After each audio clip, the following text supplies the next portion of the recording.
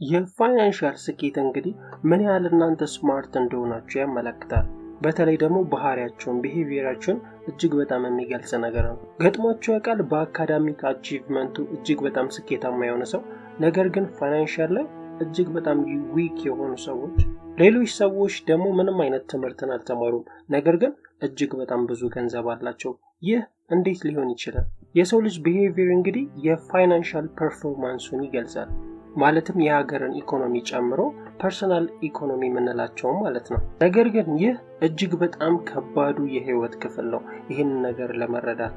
ይህንንም ለማረጋገጥ አብዛኛውን ሰዎች አስተውላችሁ ከሆነ ገንዘብን ሲከተሉ ገንዘብን ሁሌ ለገንዘብ ሲሰሩ ይኖራሉ። ነገር ግን እስቲ ለደቂቆች አስቡት ገንዘብ ጀስት በቃ ቁጥር ብቻ እንደሆነ ማለትም ልክ እንደ ማትስ በቃ ኢኩዌሽኖችን ሰርታችሁ ሶልቭ እንደምታደርጉት ማለት ነው። ነገር ግን ሪል ፋይናንሻል የምንላቸው ነገሮች ካልኩሌትስ ናቸው። ማለትም ይሄ ፐርሰናል ሂስትሪ ኢጎአችንን ጨምሮ ማለት ነው። የገንዘብ እንግዲህ ሁኔታ ወረቀት ላይ ካሉ ቁጥሮች ጀምሮ እስከ ሰው ልጅ ኔቸር ድረስ ይሄዳል። ገንዘብን ምን ያህል ታውቁታላችሁ ሳይሆን ምን ያህል የእናንተ ቢሄቪየር ለገንዘብ ለውጥን ያመጣል ነው ዋናው ጥያቄ። እዚህ ጋር ነው እንግዲህ የሚጀምረው የእናንተ የፋይናንሻል ዲኤንኤ። የሰው ልጆችን አስተውላችሁ ከሆነ ከተለያዩ ጄኔሬሽኖች ነው የመጣ ነው። ማለትም የኛ ቤተሰቦች ከኛ ከነበራቸው ኢንካም ጋር እጅግ በጣም የተለያየ ነው።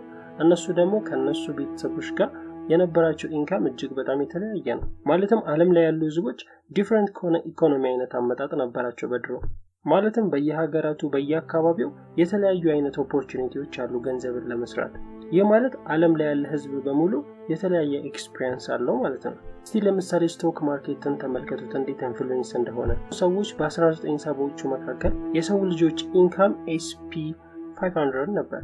ነገር ግን እጅግ በጣም ኢንፍሉዌንስ እያደረገ ነበር ይሄ ነገር የመጣው። ሰዎችን ደግሞ በ1950ዎቹ አስተውላችሁ ከሆነ በስቶክ ማርኬቱ ላይ እጅግ በጣም ኔጌቲቭ የሚባል ቪው ነበራቸው። ኢንቨስት ለማድረግ ለስ ኢንፍሌሽን ነበር ማለት ነው። ይህ ማለት በ1960ዎቹ የተወለዱ ሰዎች በ1950 ከተወለዱት እጅግ በጣም ኢንፍሉዌንሱ የጨመረ ነበር። ሰዎች ደግሞ በ1990 የተወለዱ ሰዎች እጅግ በጣም ሎ የሚባል ኢንፍሉዌንሽን የነበረበት ሰዓት ነበር። ይህ ነው እንግዲህ የተለያዩ አይነት አቲቲዩድ ወይንም የተለያየ አይነት ቢሄቪየሮችን ለሰዎች የሰጠበት ምክንያት። ለዛም ነው ለገንዘብ የተለያየ አይነት አመለካከት የሚኖረን ማለት ነው። ስለዚህ የተለያየ አይነት አመለካከት ስላለን የት ቦታ ኢንቨስት ማድረግ እንዳለብንም ያለን አመለካከት እጅግ በጣም የተለያየ ነው ማለት ነው።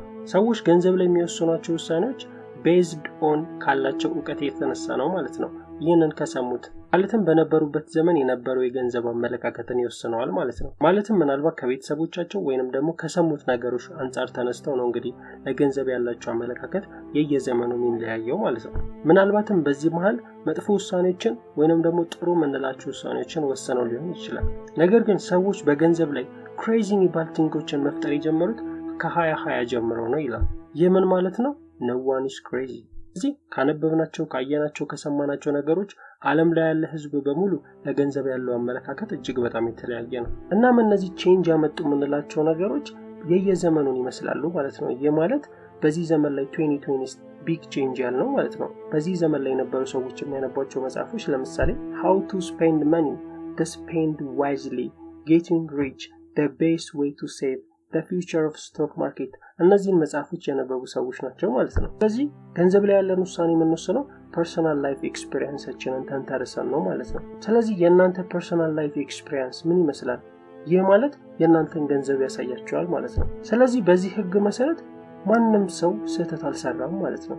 ገንዘባችሁ ባላችሁ ወይንም ሎጂክ ማቴማቲካል ዕውቀት ሊመጣም ይችላል አይደለም። እናንተ ዩኒክ ኤክስፒሪየንስ ተነስቶ ነው የእናንተ ገንዘብ እንግዲህ የሚመጣው። ሁላችንም የተለያየን ሰዎች ነን። ከምንሰማቸው ፋይናንሻል አድቫይሶች ሊሆን ይችላል። ምናልባትም ተመሳሳይ አይነት ነገሮችን እንኳን ሰምተን የምንረዳባቸው ነገሮች የተለያዩ ስለሆኑ ገንዘባችንም እጅግ በጣም የተለያየ ነው ማለት ነው። አሁን ለምሳሌ ወረን ባፌትን ብንመለከተው the great investor የሚባለው 84.5 ቢሊዮን ዶላር አለው። ነገር ግን 81.5 ቢሊዮኑ ከ65 ዓመቱ በኋላ ነው የገንዘብ የመጣው። ስለዚህ ይህንን ነገር እንዴት ነው ኤክስፕሌን የምታደርጉት እናንተ? ነገር ግን አስተውላችሁ ከሆነ ወረን ባፌት ኢንቨስት ማድረግ የጀመረው በ10 ዓመቱ ጀምሮ ነበር። ነገር ግን 1 ቢሊዮን ዶላሩን ያገኘው ከ30 ዓመቱ በኋላ ነበር። ይህ እንግዲህ ለወጣቶች በተለይ 20 ቤት ውስጥ ላሉ ወጣቶች እጅግ በጣም ሞቲቬት የሚያደርግ ነገር ነው። ይህ ማለት ከ10 ዓመቱ ጀምሮ እስከ 30 ዓመቱ ምንም አላረገም ማለት ሳይሆን የሚፈልጋቸውን ነገሮች አድርጓል። አሁን ላይ ግን ስታስተውሉት 11.9 ሚሊዮን ኔት ወርዝ አለው። ማለት 99% አክቹዋል ኔት ወርዙ 84.5 ቢሊዮን ነው ማለት ነው። ስለዚህ ይህ ምን ማለት ነው? early በጠዋት እድሜው ነው የጀመረው ማለት ነው።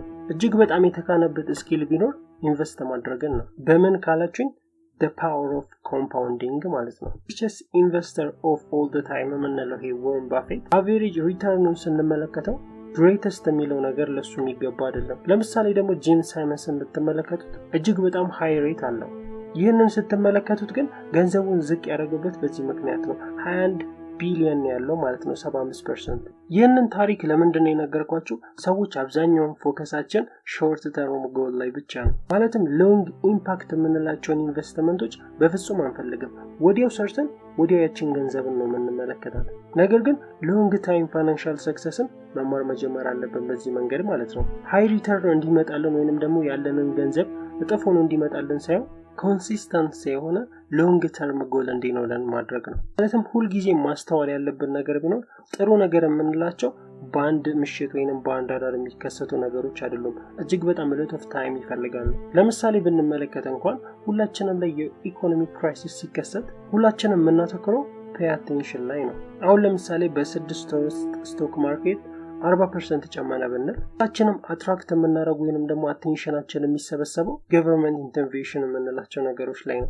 የሚገርማችሁ በየአመቱ ከሚሊዮን የሚቆጠሩ ህዝቦች ለሜዲካል ህክምና ወጪያቸው ብቻ ገንዘብን ሴቭ ያደርጋሉ። ይህ የተጠናው ላለፉት 50 ዓመታት ስፔሻሊ በአሜሪካ ነው የጥናት እንኳን ስሎ ፕሮግረስ የምንላቸው የቀርፋፋ አካሄዶች ለሲሆን አቴንሽን ናቸው የሚኖራቸው። ኦቨርናይት የምንላቸው ትራጀዲዎች እዚህ ጋር እጅግ በጣም ላይከሰቱ የሚችልባቸው አጋጣሚዎችም ደግሞ አሉ። ነገር ግን ለምሳሌ ዜናዎችን ስታዳምጡ ኢኮኖሚክ ክራይሲስ እንደሆነ፣ ኢንፍሌሽን እየጨመረ እንደሆነ፣ ዶላር ወይንም የኛ ገንዘብ አቅሙን እያጣ እንደሆነ ስትሰሙስ ይህ ታዲያ ምን ማለት ነው?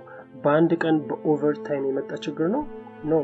ቀን በቀን ወይንም ደግሞ ጊዜ ከጊዜ ነው እነዚህ ነገሮች እየተከሰቱ የሚመጡት። በ1968 ዓለም ላይ 300 ሚሊዮን የሚሆኑ የሃይስኩል ተማሪዎች ነበሩ። ከነዛ ከ300 ሚሊዮን ተማሪዎች 300 የሚሆኑት አቴንድ የሚያደርጉት ሲያትል ውስጥ ነበር፣ ሌክሳይድ ሃይስኩል ውስጥ ማለት ነው። እናም እዚህ ሃይስኩል ውስጥ የነበሩት ፕሮፌሰሮች ለስ በሚባል ኮምፒውተር ነበር አክሰስ የሚያደርጉት። ስለዚህ ይህ ኮምፒውተር ቴሌታይፕ ሞዴል 30 የሚባል ማለት ነው። ይህ ኦርዲነሪ የሚባል ኮምፒውተር አይደለም። ይገርማችሁ አንድም ግራጁዌት ያደረገ ተማሪ እነዚህ ነገሮች አክሰስ አያደርጋቸውም ነበር። ነገር ግን አንድ ግሬት የምንለው ተማሪ ከሌክሳይድ ማለት ነው ዓለምን በሙሉ ቀየረ። ያም ተማሪ ቢል ጌት ነበር። ማለትም አስቡት ዓለም ላይ ካሉት 300 ሚሊዮን ተማሪዎች መካከል ወደ 300 ወረደ ማለት ነው። በእነዚህ በ300ዎቹ አማካኝነት ነው 300 ሚሊዮኖቹ አክሰስ ማድረግ የጀመሩት ማለት ነው። ከፖል አለን ጋር ቢል ጌት ከስኩል ሜቱ ጋር ሆኖ ነበር እንግዲህ ማይክሮሶፍትን አክሰስ ማድረግ የጀመሩት። ቢል ጌትም ገና ከልጅነቱ ጀምሮ ነበር ቪዥን፣ ሃርድ ወርክ እና ኢንተለጀንስም ነበር። ማለትም ከማንም የበለጠ ለማለት ፈልጌ ነው። በዚህ አይነት መልኩ ነው እንግዲህ ለሚሊዮኖች ኦፖርቹኒቲዎችን መክፈት የተቻለው ማለት ነው። if there had been no Lakeside there would be no Microsoft ብሎ ነበር በ2005